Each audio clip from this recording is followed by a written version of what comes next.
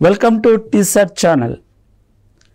జాగ్రఫీలో భాగంగా గ్రూప్స్ గైడెన్స్కి జాగ్రఫీలో భాగంగా తెలంగాణ జాగ్రఫీ.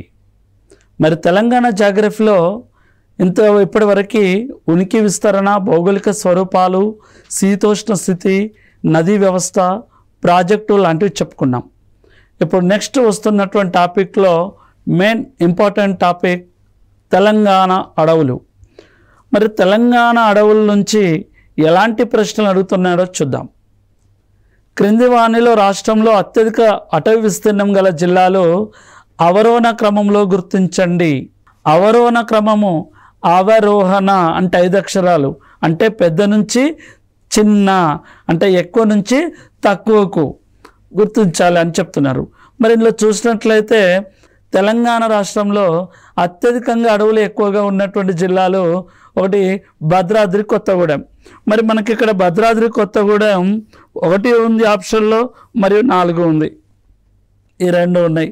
ఆ తర్వాత మరి రెండవ రాష్ట్రం చూసినట్లయితే అడవులు ఎక్కువగా ఉన్నటువంటి రెండవ జిల్లా, మరి ఇక్కడ నాగర్ కర్నూల్, కొమరంభీం, ఆసిఫాబాద్ అని చూసినట్లయితే కొమరంభీం, ఆసిఫాబాద్ రెండోది. ఆ తర్వాత మూడవది నాగర్ కర్నూల్ అంటే పెద్ద నుంచి చిన్నగా, ఎక్కువ నుంచి తక్కువగా చూసినట్లయితే భద్రాద్రి కొత్తగూడెం, కొమరంభీం, ఆసిఫాబాద్, నాగర్ కర్నూల్. ఇవి తెలంగాణలో అడవులు ఎక్కువగా ఉన్నటువంటి జిల్లాలు. విస్తీర్ణ పరంగా మాత్రమే. ఇక్కడ విస్తీర్ణం అనేది గుర్తుపెట్టుకోవాలి, మోస్ట్ ఇంపార్టెంట్. అటవీ విస్తీర్ణం అవరోహణ క్రమం. ఎందుకంటే ఇటీవల కాలంలో ఓసారి అటవీ శాతం ఎక్కువ గల జిల్లాలని కూడా అడుగుతున్నాడు. అటవీ శాతం ఎక్కువ గల జిల్లాలంటే ములుగు వస్తుంది, కానీ ఇక్కడ అటవీ విస్తీర్ణం అన్నాడు కనుక భద్రాద్రి కొత్తగూడెం ఫస్ట్ ప్లేస్.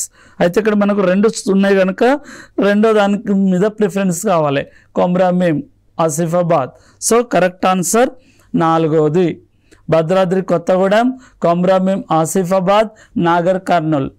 ఇవి విస్తీర్ణ పరంగా అడవులు ఎక్కువగా ఉన్నటువంటి జిల్లాలు.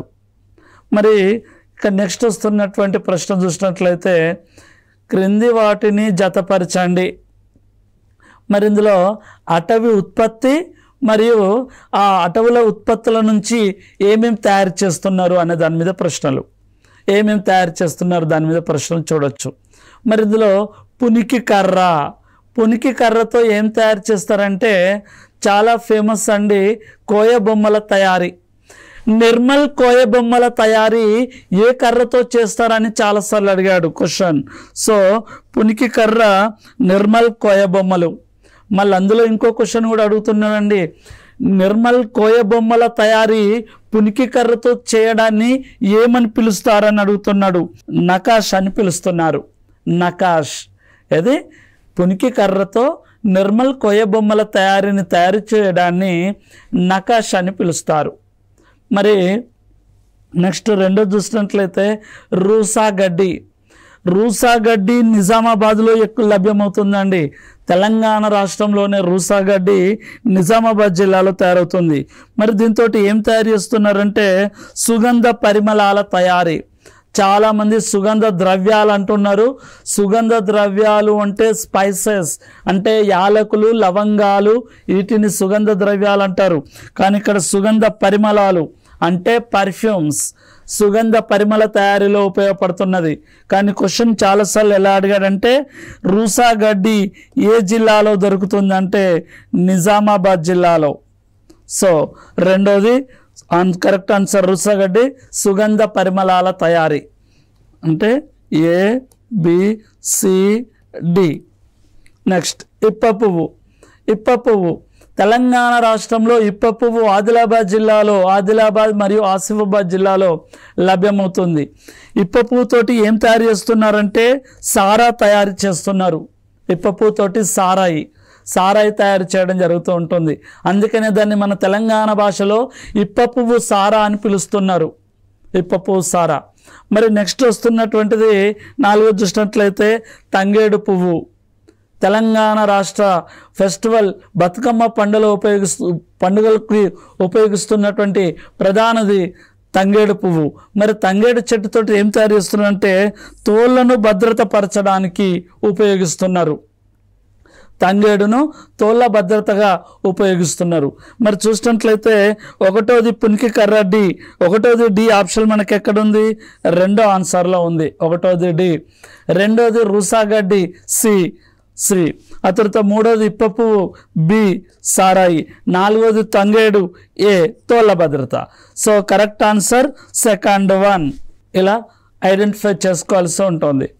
ఆ తర్వాత నెక్స్ట్ ప్రశ్న చూసినట్లయితే క్రింది వాణిలో సరైన అంశాలను పరిశీలింపుము అంటున్నాడు.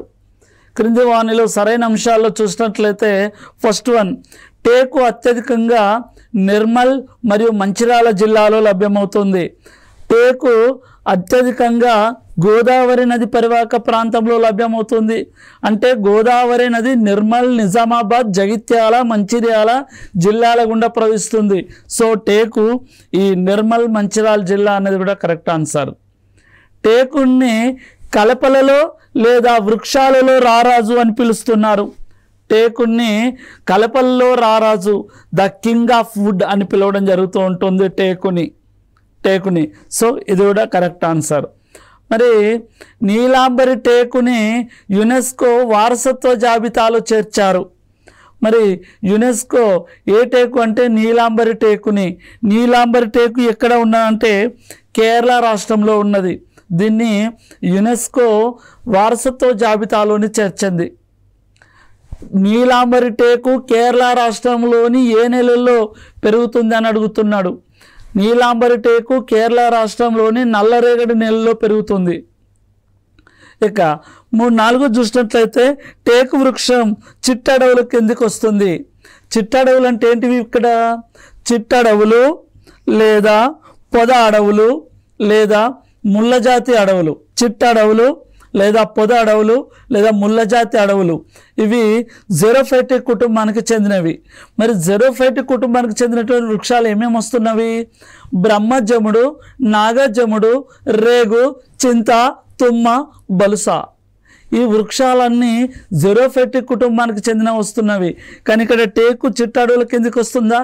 టేకు ఏ అడవులు అంటే ఆకురాల్చ అడవులు. మరి ఆకులని ఎలా రాల్చివేయబడుతున్నాయి? బాష్పోత్సేక ప్రక్రియ వలన వేసవి కాల ప్రారంభంలో ఈ ఆకులను తనంతట తాను రాల్చివేయడం జరుగుతున్నవి. సో డి అనేది రాంగ్ ఆన్సర్. సో మరి కరెక్ట్ ఆన్సర్ ఏంటివి? ఏబిసి. సో ఏబిసి అనేది ఎక్కడున్నది? థర్డ్ ఆప్షన్లో ఉన్నది. So third option is the correct answer. ఈ విధంగా ఆన్సర్స్ని ఫేస్ చేయాల్సి ఉంటుంది. అంటే అందులో కరెక్ట్ అయినా ఇవ్వచ్చు, రాంగ్ అయినా కూడా ఇవ్వచ్చు. మరి నెక్స్ట్ ప్రశ్న చూసినట్లయితే చూడండి, క్రింది వాటిని పరిశీలింపుము. రిజర్వ్డ్ అడవులలోకి ప్రజలు ప్రవేశించడం, కలప కోసం చెట్లను నరకడం, పశువులను మేపడం లాంటివి నిషేధం అని చెప్తుంది. మరి రిజర్వ్డ్ అడవులు ప్రభుత్వ ఆధీనంలో ఉంటాయి.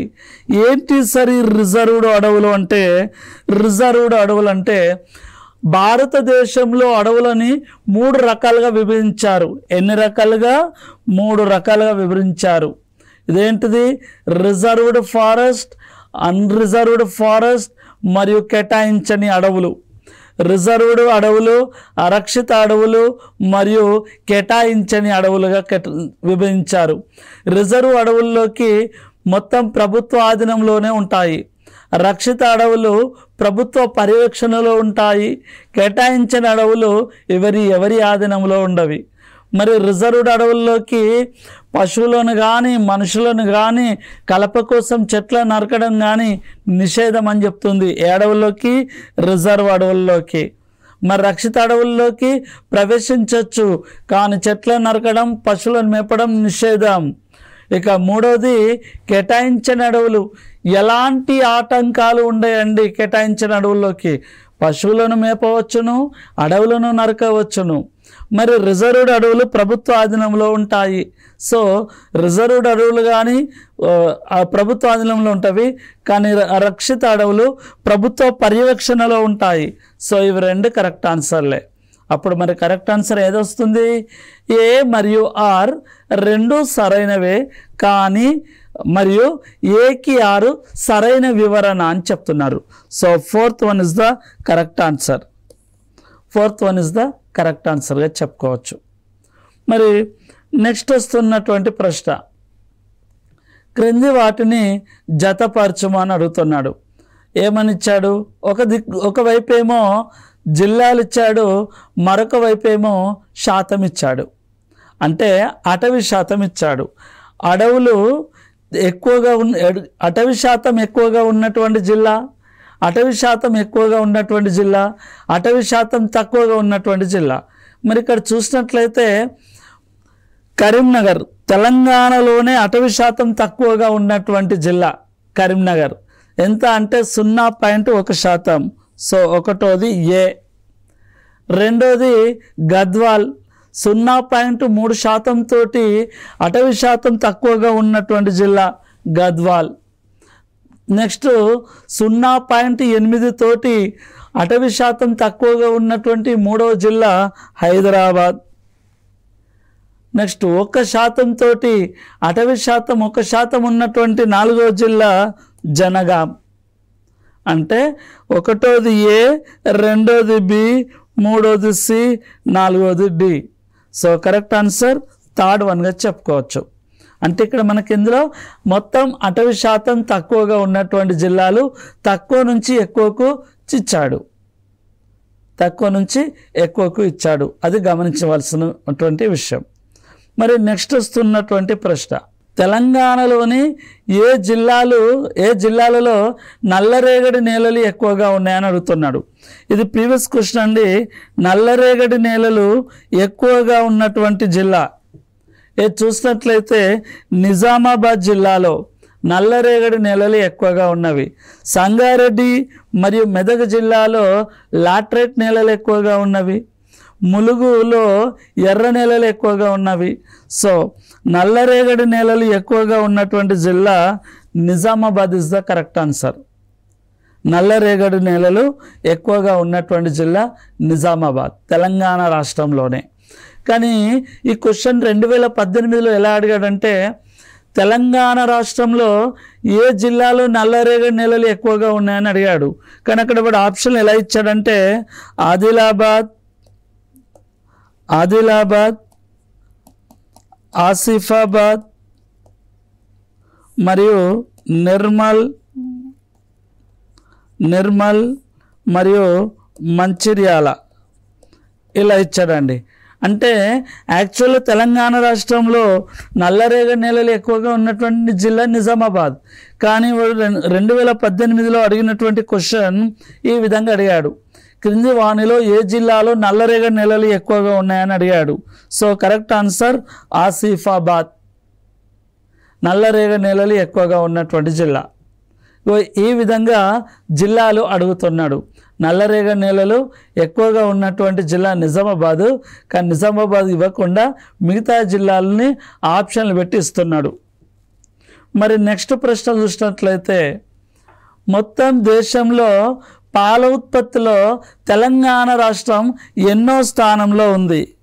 పాల ఉత్పత్తిలో ప్రపంచంలో పాల ఉత్పత్తిలో భారతదేశం ప్రథమ స్థానం ఉంటే, భారతదేశంలో పాల ఉత్పత్తిలో ప్రథమ స్థానం ఉన్నటువంటి రాష్ట్రం ఒకప్పుడు ఉత్తరప్రదేశ్ ఉంది, తర్వాత రాజస్థాన్ వచ్చింది, ఇప్పుడు మళ్ళీ ఉత్తరప్రదేశ్గానే ఇటీవల ఆర్థిక సర్వే ప్రకారం మళ్ళీ ఉత్తరప్రదేశ్ రావడం జరుగుతుంది.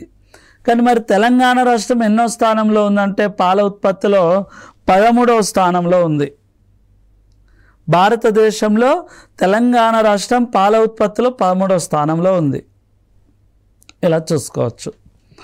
ఆ తర్వాత నెక్స్ట్ ప్రశ్న చూసినట్లయితే, 2022 పులుల గణన ప్రకారం తెలంగాణలో అత్యధికంగా చిరుత పులులు ఉన్న ఆవాస ప్రాంతం ఏది అని అడుగుతున్నాడు.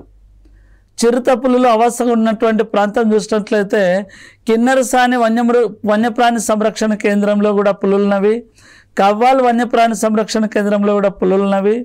అమ్రాబాద్ టైగర్ రిజర్వ్లో కూడా పులులున్నవి. పాకాల వన్యప్రాణి సంరక్షణ కేంద్రంలో కూడా పులులున్నాయి. కానీ 2018 ప్రకారమే 14 పులులు ఉన్నటువంటి టైగర్ జోన్ చూసినట్లయితే అమ్రాబాద్ టైగర్ జోన్, నాగర్ కర్నూల్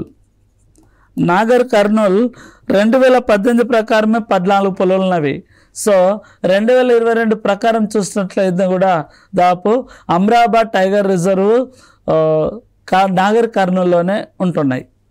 పులులు ఎక్కువగా ఉన్నటువంటి పార్క్ రిజర్వ్. నెక్స్ట్ ప్రశ్న చూసినట్లయితే ఇక రాష్ట్ర జనాభాలో ఫార్డన్ అనే గిరిజన జాతి ఏ జిల్లాలో ఉందని అడుగుతున్నాడు. ఏ జిల్లాలో ఉందని అడుగుతున్నాడు. మరి అక్కడ ఇచ్చినటువంటి జిల్లాలు చూసినట్లయితే ఆదిలాబాద్ జిల్లాలో గోండు లంబాడి అనే జాతి ఉన్నది. నిర్మల్లో కోయలు ఉన్నారు. మంచిర్యాలలో నాయక్పూడ్ అనే గిరిజన జాతి వాళ్ళు ఉన్నారు. ఫార్డన్ అనే గిరిజన జాతి ఏ జిల్లాలో ఉందంటే ఆసిఫాబాద్ జిల్లాలో ఫార్డన్ అనే గిరిజన జాతి ఉంది. ఆ కొమరంభీం ఆసిఫాబాద్ జిల్లా. ఇక్కడ ఉన్నటువంటి గిరిజన జాతి ఫార్డన్ అనే గిరిజన జాతిగా చెప్పుకోవచ్చు. మరి నెక్స్ట్ ప్రశ్న చూసినట్లయితే తెలంగాణలో అత్యధిక లింగ నిష్పత్తి గల జిల్లా ఏది అని అడుగుతున్నాడు. తెలంగాణ రాష్ట్రంలో కొత్త జిల్లాలు ఏర్పడడానికంటే ముందు తెలంగాణ రాష్ట్రంలో లింగ నిష్పత్తి అంటే మహిళలు ఎక్కువగా ఉన్నటువంటి జిల్లా నిజామాబాద్ ఉండేది. రాష్ట్రాల విభజన తర్వాత తెలంగాణ రాష్ట్రంలో లింగ నిష్పత్తి అంటే మహిళలు ఎక్కువగా ఉన్నటువంటి జిల్లా నిర్మల్ జిల్లా. 1046 ప్రతి 1000 మంది పురుషులకి 1046 మంది స్త్రీలు ఉన్నారు. సో తెలంగాణలో అత్యధిక లింగ నిష్పత్తి గల జిల్లా ఏది అంటే నిర్మల్ జిల్లాగా చెప్పుకోవచ్చు. నిర్మల్. తర్వాత నెక్స్ట్ వస్తున్నటువంటి ప్రశ్న, గోదావరి నదితో సంబంధం లేనటువంటి పుణ్యక్షేత్రాన్ని గుర్తించండి. దాదాపు గోదావరి నది తెలంగాణ రాష్ట్రంలో ఎన్ని జిల్లాలు అంటే 8 జిల్లాల గుండా ప్రవహిస్తుంది. 8 జిల్లాలలో దాదాపుగా 8 జిల్లాల్లో గోదావరి నది తీరాన ఉన్నటువంటి పుణ్యక్షేత్రాలు దాదాపుగా 11గా చెప్పుకోవచ్చు. సో ఇక్కడ మనకు సంబంధం లేని పుణ్యక్షేత్రాన్ని అడిగాడు. ధర్మపురి జగిత్యాల జిల్లాలో గోదావరి నది ఒడ్డున ఉన్నటువంటి ధర్మపురిలో ఏమేమి ఉన్నాయంటే ధర్మపురిలో శ్రీ లక్ష్మీ నరసింహస్వామి దేవాలయము మరియు భారతదేశంలోనే ఉన్నటువంటి యమధర్మరాజు ఆలయము ధర్మపురిలో ఉన్నాయిగా చెప్పుకోవచ్చు. మరి గోదావరి నది తీరాన కందకుర్తిలో సంగమేశ్వర ఆలయం ఉన్నది. సంగమేశ్వర ఆలయం నిజామాబాద్ జిల్లాలోనే. ఆ తర్వాత అక్కడనే ఎల్లమ్మ దేవాలయం కూడా ఉందని చెప్తున్నారు. ఆ తర్వాత మంతిన్లో గోదావరి నది తీరాన మంతిన్లో గౌతమేశ్వర ఆలయం ఉన్నది. గౌతమేశ్వర ఆలయం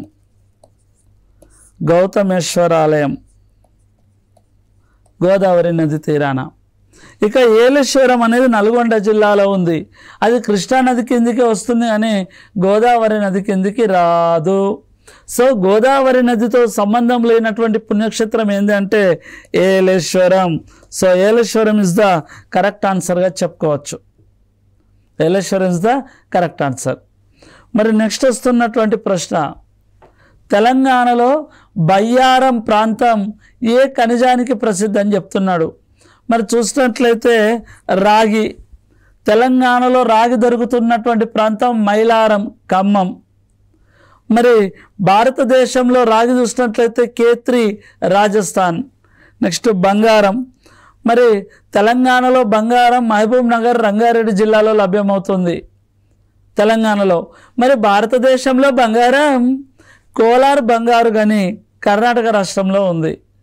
ఇది సీసం చూసినట్లయితే తెలంగాణలో ఎక్కువ లభ్యమవుతలేదు. ఇక తెలంగాణలో బయ్యారంలో లభ్యమవుతున్నటువంటి ఖనిజం ఏంటంటే ఇనుముగా గుర్తుపెట్టవచ్చు. So 4th one is the correct answer, ఇనుము. ఎందుకంటే తెలంగాణ ఉద్యమం అప్పుడు కూడా మనకి ఇక్కడ స్లోగన్ వినబడుతుంది. ఏమని వినబడుతుందంటే బయ్యారం ఉక్కు తెలంగాణ ప్రజల హక్కు అనే నినాదం చాలా వినబడిందిగా చెప్పుకోవచ్చు. సో అక్కడ స్లోగన్ గుర్తుపెట్టుకోవచ్చు, బయ్యారం హుక్కు అని గుర్తుపెట్టుకుంటే సరిపోతుంది, ఇనుము అలా. ఆ తర్వాత నెక్స్ట్ వస్తున్నటువంటి ప్రశ్న, మరి పరిశ్రమల నుంచి అడుగుతున్నటువంటి క్వశ్చన్, తెలంగాణలో మొట్టమొదటి సిమెంట్ కర్మాగారం ఏ సంవత్సరంలో ఎక్కడ ఏర్పాటు చేశారని అడుగుతున్నాడు. 1942 రామగుండం. రామగుండంలో ఉన్నటువంటి సిమెంట్ కంపెనీ ఏంటిదంటే కేశవరాం బసంత్ నగర్ సిమెంట్ కర్మాగారం. దాపిది 1964-68 మధ్య కాలంలో ఏర్పాటు చేశారు. సో ఇది రాంగ్ ఆన్సర్. ఆ తర్వాత మరి మొదటి సిమెంట్ కర్మాగారం దేవపూర్ అయిద్దా అంటే దేవపూర్లో ఉన్నటువంటిది ఓరియంట్ గోల్డ్. ఇది కూడా దాదాపు 1960-70లో ఏర్పాటు చేశారు.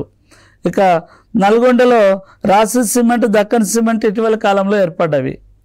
సో కరెక్ట్ ఆన్సర్, తెలంగాణ రాష్ట్రంలో ఏర్పడినటువంటి మొట్టమొదటి సిమెంట్ కర్మాగారం ఏ సంవత్సరం అంటే 1952 Mancherial is the correct answer.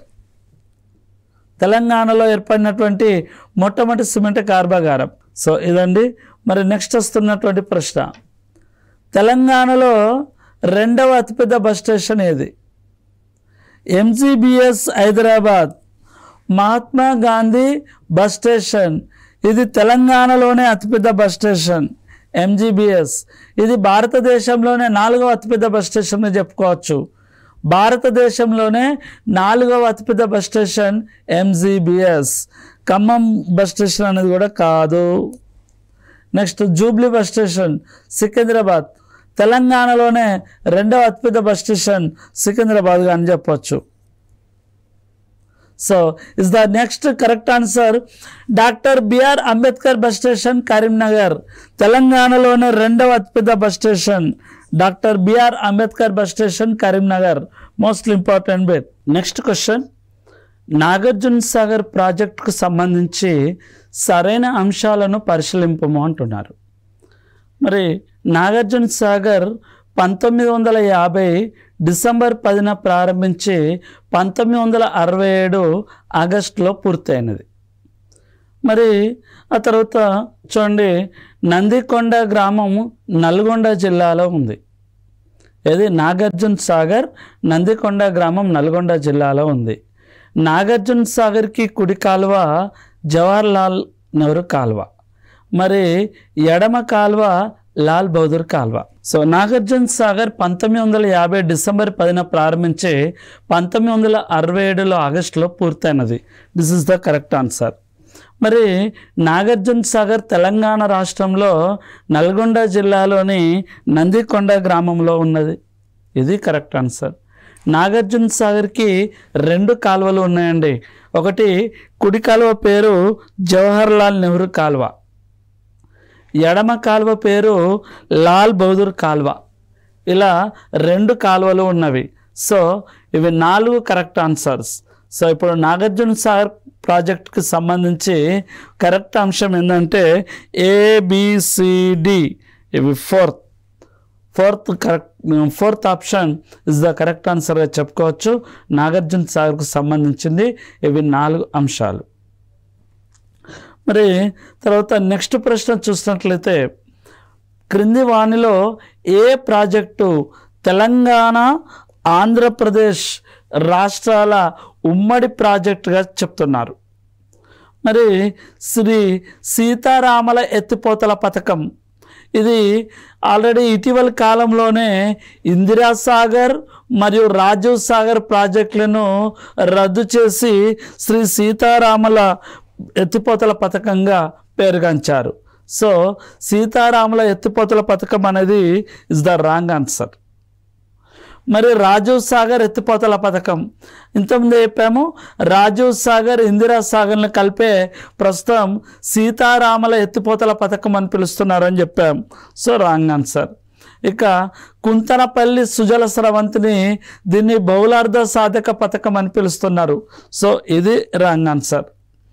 ఇక మిగిలిన ఉన్నటువంటి బ్యాలెన్స్ ఉన్నటువంటిది తెలంగాణ ఆంధ్రప్రదేశ్లో ఉమ్మడి పథకం ఏదంటే రుద్రమకోట ఎత్తిపోతల పథకం. రుద్రమకోట ఎత్తిపోతల పథకమే తెలంగాణ ఆంధ్రప్రదేశ్ రాష్ట్రాల ఉమ్మడి పథకం, ఉమ్మడి ప్రాజెక్టుగా చెప్పుకోవచ్చు. ఇవి తెలంగాణ ఇతర రాష్ట్రాలతో సంయుక్తంగా నిర్వహిస్తున్నటువంటి ప్రాజెక్టులు తెలంగాణ ఆంధ్రప్రదేశ్ రుద్రమకోట మరియు తెలంగాణ కర్ణాటక రాష్ట్రాలు సంయుక్తంగా నిర్వహిస్తున్నటువంటి ప్రాజెక్టు ఏంటంటే రాజోలి బండ. ఇది తెలంగాణ రాష్ట్రంలో గద్వాల్ జిల్లాలో గద్వాల్ మరియు కర్ణాటక రాష్ట్రంలో రాయచూర్ జిల్లాలు ఇవి తెలంగాణ కర్ణాటక రాష్ట్రాలు సంయుక్తంగా నిర్వహిస్తున్నటువంటి ప్రాజెక్టు రాజోలి బండ. మరి తెలంగాణ ఆంధ్రప్రదేశ్ రాష్ట్రాల ఉమ్మడి ప్రాజెక్టు రుద్రమకోట ఎత్తిపోతల పథకం. సంయుక్తంగా నిర్వహిస్తున్నటువంటి ప్రాజెక్టు వేరు, ఉమ్మడి పథకాలు ఉన్న వేరు, అలాగే వివాదాస్పదమైనదన్న కూడా వేరు. వివాదాస్పదమైనది తెలంగాణ మరియు మహారాష్ట్రలకు వివాదాస్పదమైనటువంటి ప్రాజెక్టు బాబ్లీ ప్రాజెక్ట్స్. ఆ విధంగా గుర్తుంచుకోవాలండి. మరి నెక్స్ట్ వస్తున్నటువంటి ప్రశ్న చూసినట్లయితే కాళేశ్వరం ప్రాజెక్టు పేరు పూర్వపు ఏ ప్రాజెక్టు పేరు మీద రూపుదిద్దుకున్నది అని అడుగుతున్నాడు. మరి చూసినట్లయితే పివి నరసింహారావు కుంతనపల్లి సుజల స్రవంతి, దీన్నే బహుళార్థ సాధక పథకం అన్నారని చెప్పాము ఇంతకుముందే. సో పివి నరసింహారావు అన్నది రాంగ్ ఆన్సర్గా చెప్పుకోవచ్చు. మరి భక్త రామదాస్ ఎత్తిపోతల పథకం తెలంగాణ రాష్ట్రం ఏర్పాటైన తర్వాత నిర్మించినటువంటి తొలి ప్రాజెక్టే ఈ భక్త రామదాస్ ఎత్తిపోతల పథకం. ఇది కూడా రాంగ్ ఆన్సర్గా చెప్పుకోవచ్చు. మరి రుద్రమకోట ఎత్తిపోతల పథకం తెలంగాణ ఆంధ్రప్రదేశ్ రాష్ట్రాలు సంయుక్తంగా నిర్వహిస్తున్నటువంటి ప్రాజెక్టు రుద్రమకోట ఎత్తిపోతల పథకం. ఉమ్మడి ప్రాజెక్టు రుద్రమకోట ఎత్తిపోతల పథకం. ఇది కూడా రాంగ్ ఆన్సర్గా చెప్పుకోవచ్చు. మరి కాళేశ్వరం ప్రాజెక్టు పూర్వ పేరు ఏం పేరు అంటే, ఎక్కడైతే తెలంగాణ రాష్ట్రంలో గోదావరి నదికి ప్రాణహిత నది కలుస్తుందో ఆ ప్రాంతం వద్దనే కాళేశ్వరం ప్రాజెక్ట్ ఏర్పాటు చేయాలని అనుకున్నారు. దీని పూర్వ పేరు ప్రాణహిత చేవెళ్ళ ఎత్తిపోతల పథకం. ప్రాణహిత చేవెళ్ళ ఎత్తిపోతల పథకానికి ఏమని పేరు పెట్టారంటే, నాటి ప్రభుత్వం డాక్టర్ బిఆర్ అంబేద్కర్ సుజల స్రవంతి అని పేరు పెట్టారు. దాని పూర్వ పేరు ప్రాణహిత చేవెళ్ళ ఎత్తిపోతల పథకం. ప్రాణహిత చేవెళ్ళ ఎత్తిపోతల పథకానికి డాక్టర్ బిఆర్ అంబేద్కర్ సుజల స్రవంతి అని పేరు పెట్టారు. సో దాన్ని ఇప్పుడు ప్రస్తుతము కాళేశ్వరం ప్రాజెక్టుగా పేరు మార్చడం జరిగింది. సో కాళేశ్వరం ప్రాజెక్టు పూర్వ పేరు ఏం పేరు? Doctor BR Ambedkar Sujala Sravanthi is the correct ఆన్సర్గా చెప్పుకోవచ్చు. మరి నెక్స్ట్ వస్తున్నటువంటి ప్రశ్న చూసినట్లయితే, మహాత్మా గాంధీ ఎత్తిపోతల పథకం అని ఏ ప్రాజెక్టుకు పేరు పెట్టినారు? మహాత్మా గాంధీ మీద చాలా ప్రశ్నలు అడుగుతున్నాడు. మహాత్మా గాంధీ జలపాతం అని ఏ జలపాతానికి పేరు పెట్టారు? భారతదేశంలో ఉన్నటువంటి రెండవ ఎత్తైన జలపాతమే జోగ్ లేదా జోర్సప్ప జలపాతం. జోగ్ లేదా జోర్సప్ప జలపాతానికే మహాత్మా గాంధీ జలపాతం అని పేరు పెట్టారు. ఇది కర్ణాటక రాష్ట్రంలో శరావతి నది పైన ఉంది. దీని ఎత్తు 253 మీటర్లు. ఇది కర్ణాటక రాష్ట్రంలో ఉంది. తెలంగాణలో భారతదేశంలోనే రెండవ ఎత్తైన జలపాతం జోగ్ లేదా జోర్సప్ప జలపాతం. దీనికి మహాత్మా గాంధీ జలపాతం అని పేరు పెట్టారు. అక్కడ మహాత్మా గాంధీ ఒకటి. మరి మహాత్మా గాంధీ బస్ స్టేషన్, ఆ తర్వాత మహాత్మా గాంధీ ఏ పథకానికి ఎత్తిపోతల పథకం అని పేరు పెట్టారంటే, చూసినట్లయితే ఇక్కడ ప్రియదర్శిని, ఇంతకుముందు జురాల ప్రాజెక్ట్కే ఇందిరా ప్రియదర్శిని ప్రాజెక్ట్ అని పేరు పెట్టారు. పాలమూరు ఎత్తిపోతల పథకం అంటే పాలమూరు ఎత్తిపోతల పథకం అనే పేరు ఉంది. నెట్టంపాడు ఎత్తిపోతల పథకం అని అలాగే ఉంది. ఇక కల్వకుర్తి ఎత్తిపోతల పథకాన్నే ఏమని పిలుస్తున్నారంటే మహాత్మా గాంధీ ఎత్తిపోతల పథకం అని పిలుస్తున్నారు. సో మహాత్మా గాంధీ ఎత్తిపోతల పథకం అని ఏ ప్రాజెక్టు పేరు పెట్టారు? కరెక్ట్ ఆన్సర్ కల్వకుర్తి ఎత్తిపోతల పథకం. కల్వకుర్తి ఎత్తిపోతల పథకం అని పేరు పెట్టారు. మరి ఇక నెక్స్ట్ వస్తున్నటువంటి ప్రశ్న చూసినట్లయితే, కిన్నెరసాని డ్యామ్ కిన్నెరసాని డ్యామ్ ఏ సంవత్సరంలో నిర్మించారని అడుగుతున్నారు. కిన్నెరసాని డ్యామ్ 1900 ఇక్కడ ఆప్షన్లు చూసినట్లయితే 1955 ఇది నాగార్జున సాగర్ కాలంలో నిర్మించారని చెప్తున్నారు.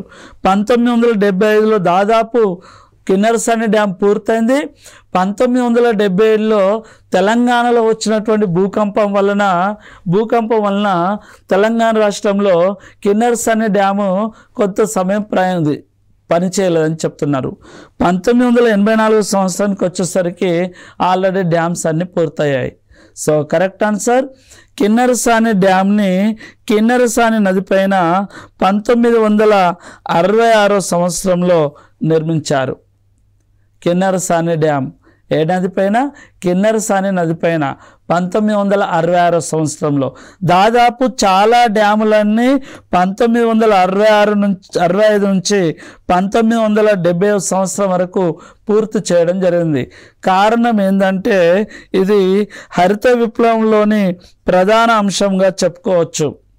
హరిత విప్లవం అంటే హరిత విప్లవానికి ప్రభావితం చేస్తున్నటువంటి అంశాలు ఏమేమి ఉన్నాయంటే, ఒకటి HYV హై ఈల్డ్ వెరైటీస్ అంటే అధిక విత్తనాల పంపిణీ చేయడం, అధిక దిగుబడినిచ్చే విత్తనాల పంపిణీ చేయడం. ఆప్షన్ బి రసాయన ఎరువులకు పంపిణీ చేయడం. మరి ఆప్షన్ సి చూసినట్లయితే నీటిపారుదల పంపిణీ కోసమే ఏం చేశారంటే ప్రాజెక్టులు నిర్మించడం జరిగింది. ఏ సంవత్సరంలో? 1966. దాదాపు భారతదేశంలో 1965 నుంచి 1977 వరకు నిర్మించినటువంటి ప్రాజెక్టులు శ్రీరామ్ సాగర్ ప్రాజెక్ట్ 1965లో గోదావరి నదిపైన నిజామాబాద్ జిల్లాలో నిర్మించారు. ఆ తర్వాత గోదావరి నదిపైన జయక్వాడి ప్రాజెక్టు మహారాష్ట్రలో 1965లో నిర్మించారు. ఆ తర్వాత గోదావరి నదిపైన 1965లో గంగాపూర్ డ్యామ్ను నిర్మించారు. ఇలా దాదాపు హరిత విప్లవంలో భాగంగానే ఈ ప్రాజెక్టులు నిర్మించడం జరిగిందండి. సో ఇది ఇప్పటి వరకు తెలంగాణ జాగ్రఫీ పైన అందించినటువంటి ప్రశ్నలు. సో దాంతోపాటు విపత్తు నిర్వహణ కూడా కంప్లీట్ అయినాయండి. ఇక రాబోయే క్లాసుల్లో మానవుని ప్రేరేపిత విపత్తులు, అలాగే ప్రపంచ భూగోళ శాస్త్రం, అలాగే భారతదేశ భూగోళ శాస్త్రం మరియు పర్యావరణ సమస్యలు లాంటివి వీటి మీద ప్రశ్నలపైన డిస్కషన్ చేసుకుంటామండి. Okay, thank you.